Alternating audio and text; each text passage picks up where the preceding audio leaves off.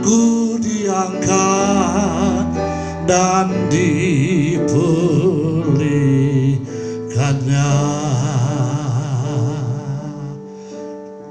Shalom, saya bersyukur Pendeta Nathaniel Theosiawan, Gembala Jemaat Gereja Betel Tabernakel Anugerah Jalan Kesatrian 31 Bandung dan Gang Sastra Jalan Pagarsi Bandung, dalam rangka mengisi ibadah live streaming pada saat ini mulai dari hari Minggu sekarang dan nanti hari Minggu depan. Saya bersyukur dapat mengisi waktu kesempatan sebagaimana firman Tuhan telah pergunakan waktu yang ada untuk menyampaikan kebenaran firman Tuhan. Saya di sini di gereja menyampaikan pemberitaan firman Tuhan, dan Anda di rumah masing-masing yang bertebaran begitu banyak sedang mendengarkan firman, percaya malam ini kita akan diberkati oleh Tuhan.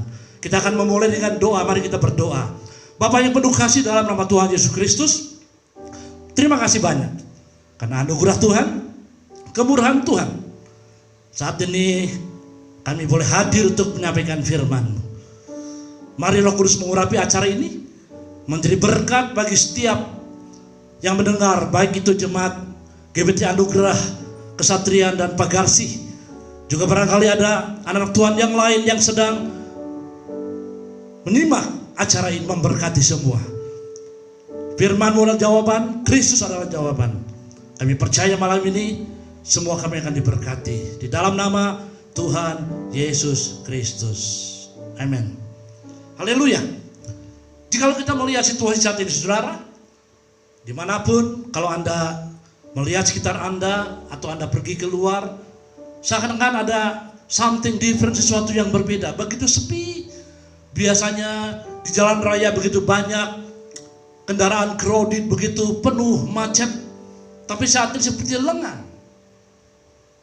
Bahkan 2 hari yang lalu saya mendengar tengah malam ada pemeriksaan orang-orang yang berkerumun itu disuruh pulang. Karena memang situasi kondisi saat ini di mana kita harus mendukung program pemerintah untuk mencegah penyebaran virus corona yang semakin merajalela di beberapa negara di dunia ini, termasuk negara kita. Sebagai orang yang percaya, sebagai anak Tuhan, kita memang harus beriman. Saya sangat setuju. Tapi Alkitab juga mengajar, Alkitab mengajar bahwa kita juga harus berhikmat sebagai orang yang percaya kepada Tuhan. Itulah sebabnya pada malam hari ini, karena anugerah dan hikmat Tuhan, kami menyampaikan firman Tuhan dengan live streaming, sehingga akan memberkati Anda dimanapun Anda berada. Adapun tema saat ini saya akan menyampaikan, yaitu tak gentar karena tegar. Ketakutan di mana-mana, saudara-saudara. Seakan-akan saya melihat sesuatu yang berbeda dengan waktu sebelumnya. Inilah dunia. Tuhan katakan bahwa semua bisa berubah. Iklim, cuaca, keadaan, segala hal dalam dunia bisa berubah. Nothing is eternal. Tak ada satupun yang kekal kecuali Tuhan dan firman-Nya. Tak gentar karena tegar. Sebagai orang percaya, kita harus tegar menghadapi segala situasi dan kondisi. Kita punya Tuhan, punya firman Tuhan yang menopang kehidupan kita. Saya akan mulai dengan sebuah ayat yang saya ambil dari surat 2 Timotius 1 ayat yang ke-7 yang berbunyi sebagai berikut. Sebab Allah memberikan kepada kita bukan roh ketakutan, melainkan roh yang membangkitkan kekuatan, kasih, dan ketertiban. Pembacaan barusan mengatakan bahwa Tuhan tidak memberikan kepada kita roh ketakutan, spirit of fear. Tuhan tidak memberikan itu roh ketakutan, tapi roh kekuatan yang membangkitkan kekuatan dan ketertiban. Dalam bahasa yang lain, keseimbangan, di mana kita menjadi orang percaya yang seimbang dalam menghadapi segala situasi dan kondisi, yang kita pasti terus berjalan kokoh teguh bersama dengan Tuhan. Puji nama Tuhan. Jika kita melihat kepada Alkitab, pada saat Tuhan menciptakan segala sesuatu termasuk manusia, teristimewa kita akan melihat di Taman Firdaus. Pada saat manusia Adam dan Hawa saat itu mereka berjalan dalam ketaatan, mendengarkan suara Tuhan. Mereka punya relasi hubungan yang baik dengan Tuhan setiap saat karena mereka mempunyai obedience, ketaatan untuk mendengar suara Tuhan. Semua berjalan dengan baik. Tetapi suatu tragedi terjadi, kita tahu semua kisahnya saudara, di mana Tuhan meminta agar manusia jangan memakan buah pengetahuan baik dan jahat. Semua boleh mereka makan. Di tengah kebebasan ada keterbatasan.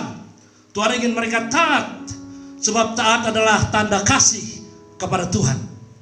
Jadi kalau kita berkata saya mengasihi Tuhan, tapi kita belum belajar taat, satu pertanyaan yang besar.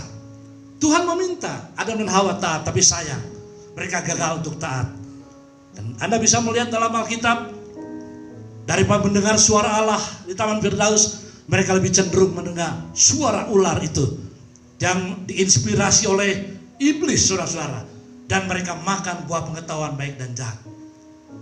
Dalam Kejadian 3 ayat yang ke-8 nanti Anda baca di rumah. Biasanya kalau Tuhan berjalan ke Taman Firdaus, manusia ini welcome, mereka menghampiri Tuhan. Mereka begitu harmonis dengan Tuhan. Tapi saat pelanggaran terjadi, ketidaktaatan terjadi, pembangkangan terjadi, perlawanan terjadi kepada Tuhan, ketakutan mulai hadir dalam kehidupan manusia Adam dan Hawa. Dalam Kejadian 8, saudara bisa membaca, saat itu Tuhan datang ke Taman Firdaus seperti biasa. Tetapi sekarang sesuatu yang terjadi berbeda dengan kehidupan Adam dan Hawa. Mereka berlari dan bersembunyi karena ada spirit of fear, roh ketakutan. Tadinya mereka begitu bangga, begitu hormat kepada Tuhan. Dalam Alkitab juga diajarkan ketakutan yang kudus, holy fear. Artinya sebagai anak Tuhan, sebagai orang yang percaya, kita harus mempunyai ketakutan yang kudus kepada Tuhan. Hormat kepada Tuhan, bangga kepada Tuhan, mengasihi Tuhan. Orang yang mengasihi Tuhan otomatis akan hormat, akan mengasihi Tuhan, dan memiliki takut akan Tuhan. Tapi takut akan Tuhan dalam kehidupan Adam dan Hawa mulai lenyap, dan timbullah ketakutan yang lain. Mereka merasa tidak nyaman berhadapan dengan Allah, dan mereka bersembunyi. Sehingga jikalau Anda membaca dalam Alkitab, Tuhan bertanya, Adam, di mana engkau? Adam, di mana engkau? Pertanyaan ini bukan berarti Tuhan sudah kehilangan kemahatauannya. Bukan berarti Tuhan sudah tidak tahu lagi di mana Adam dan Hawa berada. Dia tetap Allah yang maha tahu, omniscient. Dia Allah yang maha kuasa, omnipotent. Tetapi kalau Tuhan bertanya, di mana kamu? Itu berarti Tuhan menanyakan, bagaimana ketaatanmu, bagaimana kesetiaanmu, bagaimana hubunganmu dengan aku. Karena mereka memiliki hubungan yang rusak dengan Tuhan, karena disobedience, ketidaktaatan, saudara. Rasa ketakutan itu mulai muncul dalam hidup mereka. Inilah asal muasal ketakutan muncul dalam kehidupan manusia. Saudaraku, kalau seseorang jauh dari Tuhan, seseorang tidak peduli dengan Tuhan, seseorang mulai lupa dengan Tuhan, mereka hanya mengatakan dirinya orang percaya, tetapi sebetulnya dalam hidupnya Tuhan tidak lagi menjadi raja. Saya percaya tidak ada sukacita dalam kehidupan kita, sebab Tuhan tidak memerintah dalam hidup kita. Kita sudah berjalan semau kita sendiri seperti Adam dan Hawa. Itulah cikal bakal ketakutan. Saudara yang dikasih oleh Tuhan, mulai dari Taman Firdaus, terus kalau kita lihat sejarah Alkitab, manusia dilanda oleh ketakutan-ketakutan yang bermacam-macam sehingga saat ini. Dengan sebab yang beraneka yang bermacam-macam. Nah, Tuhan mengizinkan itu semua. Dalam 2 Timotius 3 ayat 1 dikatakan, akhir zaman akan datang masa yang sukar. Ini artinya luas, saudara. Sukar dalam arti seluas-luasnya. Dan akan datang masa yang sukar. Dalam Ibrani 12 dikatakan bahwa Tuhan akan menggoncangkan segala sesuatu. Bahkan nanti langit akan digoncangkan. Ketakutan mulai melanda manusia dimanapun.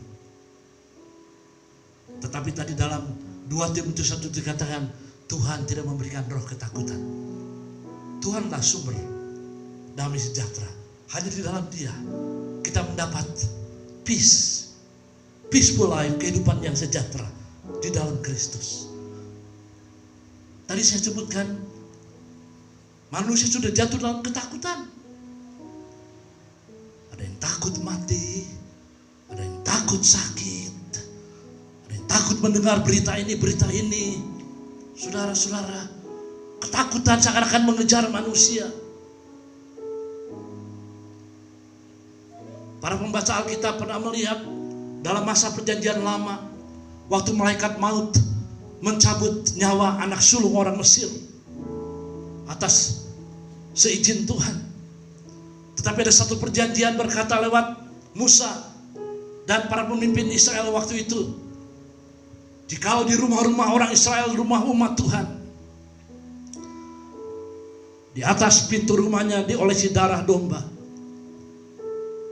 Pada waktu malaikat maut datang beridar-idar, malaikat maut menghampiri rumah-rumah, tetapi rumah yang pintunya dioles oleh darah domba saat itu, mereka tenang berada di dalam rumah. Ini adalah satu pengertian bagi kita, saudara-saudara. Kalau kita di dalam Kristus, di dalam Tuhan, Tuhan tidak berikan roh ketakutan. Sebuah ayat yang indah dalam Mazmur 89 ayat yang ke-6, saya akan bacakan sebentar, berbunyi sebagai berikut.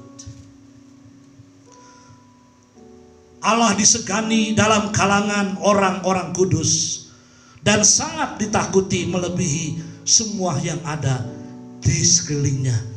Tuhan disegani, dihormati, dikasihi di kalangan orang kudus, di kalangan anak-anaknya, di kalangan umatnya.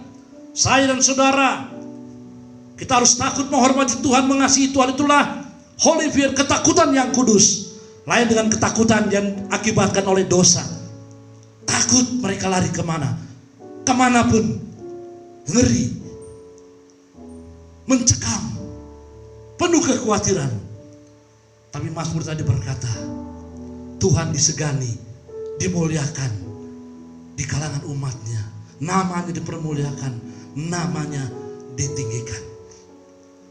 Ada perbedaan yang jelas di tengah situasi yang mencekam. Mari tetap sebagai orang yang percaya, sebagai anak Tuhan, yang kagum dengan Tuhan, yang respect dengan Tuhan.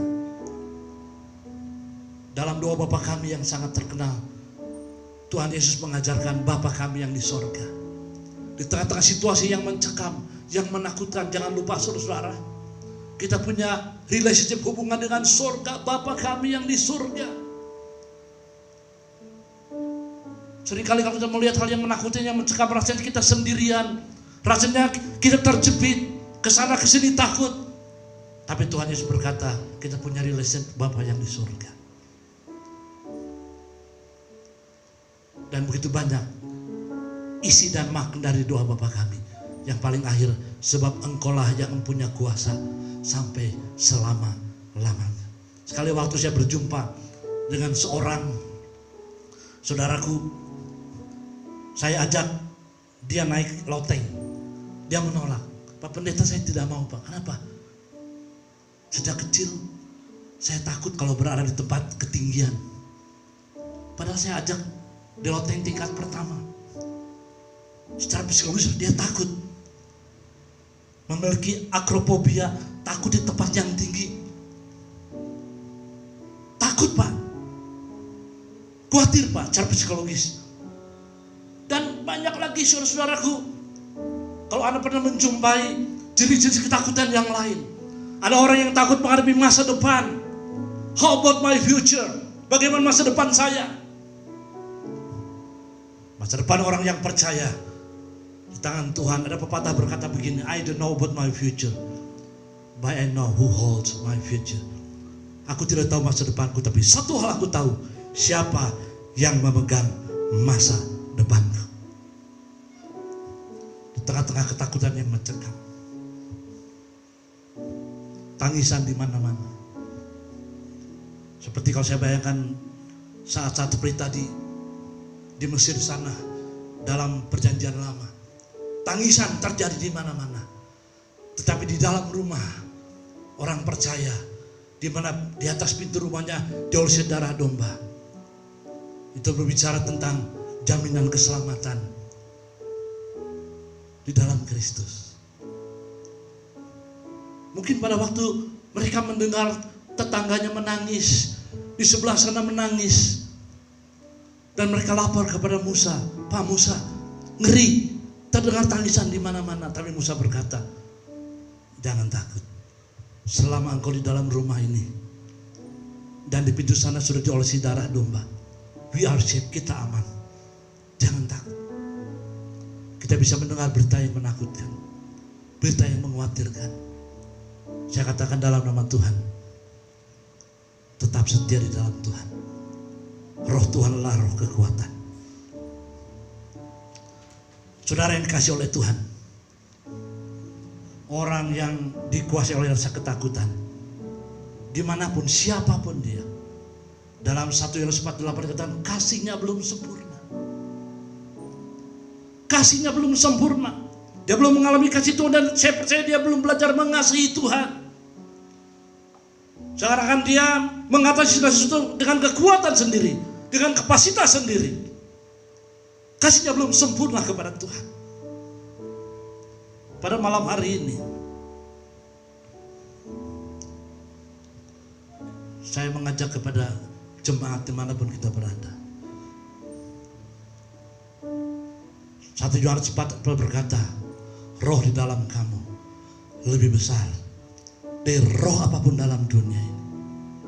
Di dalam saudara ada Holy Spirit, ada roh Tuhan, ada roh kudus. You have the word of God, saudara punya firman Tuhan. Roh di dalam kamu lebih besar dari roh apapun. Ada satu kesaksian nyata, saudara. Berapa tahun yang silam, suatu hari di tengah hari di gereja kami di sini, ada salah satu jemaat kami membawa kakaknya yang tanda kutip belum di dalam Tuhan. Tapi sebelumnya jemaat kami sudah bermisi kepada saya, Pak Pendeta, saya akan memperkenalkan saudara saya, saudara kandungnya.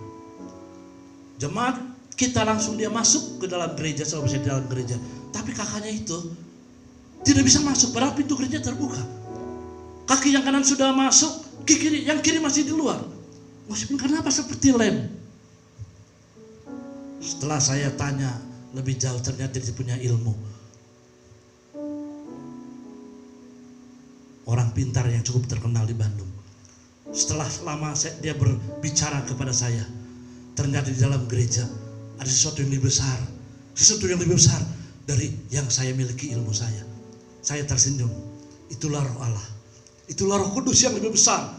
Dan roh Tuhan yang tinggal di dalam saudara. Dia parakletos, artinya dia pendamping, dia penghibur, dia penasehat. Dalam Yohanes 14:16, Roh Kudus tinggal di dalam kita selama-lamanya. Semua bisa berubah, semua bisa nampak perubahan di mana-mana. Tapi Roh Kudus adalah Tuhan yang setia, tinggal di dalam setiap orang yang percaya. Tak gentar karena tegar. Di dalam saudara Roh Kudus, Roh Allah yang besar. Saudara yang dikasihi oleh Tuhan, satu kisah yang pasti dikenal oleh semua kita.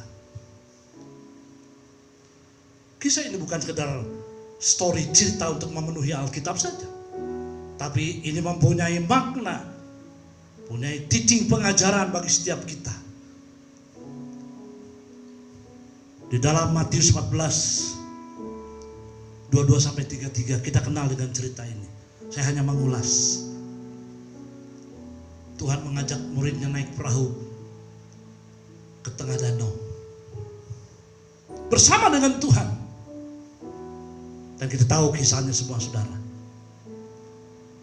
Waktu mereka sampai di tengah sana, ada angin sakal yang begitu keras, membuat air itu masuk ke dalam perahu, membuat perahu murid dan Tuhan Yesus di sana hampir tenggelam karena kemasukan air. Mereka panik, saudara-saudara. Mereka panik. Ada kalanya saudara dalam hidup ini, dalam dunia ini, sekalipun kita sudah menjadi orang percaya, sudah menjadi anak Tuhan, bukan berarti everything is okay, semua beres. Tidak ada pencobaan, tidak ada no. Alkitab berkata dalam Matius 24:13, orang yang setia sampai akhir akan diselamatkan. Begitu mudah kita berkata, saya orang percaya, saya beriman, KTP saya lihat. Begitu gampang. Bukan itu yang penting di hadapan Tuhan. Bagaimana komitmen kita? Bagaimana kesetiaan kita? Saya sangat percaya dan saya digerakkan Roh Kudus untuk membuat live streaming ini. Yang ditonton bukan hanya oleh jemaat GBT Anugerah, tapi oleh anak Tuhan yang di luar gereja kita. No problem. The word of God is open for all. Firman Tuhan terbuka untuk semua yang membutuhkan, yang memerlukan firman Tuhan. Saya digerakkan Roh Kudus menyampaikan firman Tuhan. Dimanapun Anda berada, Anda boleh dikuatkan, diteguhkan. Tapi bukan menjadi satu pepatah yang menyesatkan. Kebetulan tidak ada ibadah, memang saya kurang semangat beribadah. Itu kesalahan Anda. Dalam situasi dan kondisi. Tapi ada waktu yang nanti kita akan berkumpul kembali di dalam rumah Tuhan. Dan dalam situasi seperti ini, pergunakan waktu yang ada. Haleluya. Saudara-saudara yang terkasih, di atas perahu itu panik murid-murid. Dan mereka berkata, kita binasa. Dan mereka berkata, Tuhan, kita akan binasa. Orang kalau sudah kehilangan iman, orang kalau sudah tidak fokus kepada Tuhan, langkahnya serba salah. Langkahnya sering ngawur. Hanya ketakutan, kekhawatiran yang meliputi hidup mereka. Tapi untung di sana ada Kristus. Tuhan berdiri katakan, be still, tenanglah. Tenanglah. Angin pun teduh, ombak pun teduh. Kalau kita hanya melihat cerita ini hanya sekedar cerita, seperti tidak ada apa-apanya. Tapi kalau saya merenungkan, siapakah Kristus sampai alam ini tunduk kepadanya? Ombak, badai berhenti. Dia punya otoritas. Dan kalau Anda baca dalam pembacaan tadi dalam Matius 14:2-3, para murid berkata, siapakah orang ini sampai angin dan ombak pun tunduk kepadanya? Rasa kagum.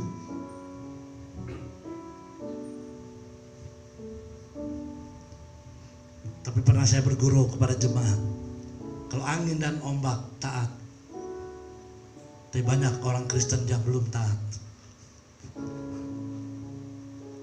Kalau angin dan ombak taat, anak Tuhan orang percaya yang sudah ditebus oleh Kristus harus menunjukkan obedience, ketaatan dalam ibadah, dalam pelayanan, dalam kehidupan keseharian. Tunjukkan kita adalah orang yang percaya kepada Tuhan.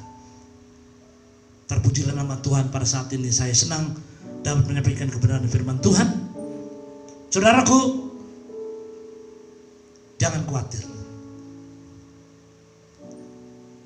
jangan takut. Dalam Mazmur 34:8 dikatakan, malaikat Tuhan menjaga berkeliling orang-orang yang takut akan Tuhan. Anda tidak sendiri. Nanti hari Minggu jam 8 kami akan live streaming lagi.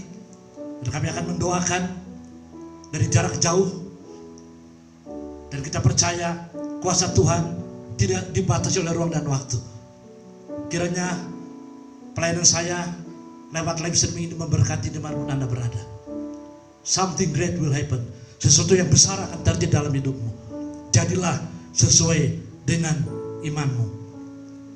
Saudara-saudaraku, nantikan hari Minggu jam 8 saya akan live streaming lagi dengan berita-berita yang memberkati Anda. Tuhan memberkati, kita berdoa. Bapa surga, kami bersyukur malam ini dari Gereja Betel Tabernakel Anugerah Kesatuan 31 kami dapat menyampaikan firman-Mu. Walaupun dalam waktu yang terbatas, hamba boleh berhenti berbicara, tapi Roh Kudus terus berbicara, melanjutkan pemberitaan firman Allah yang hidup dan berkuasa.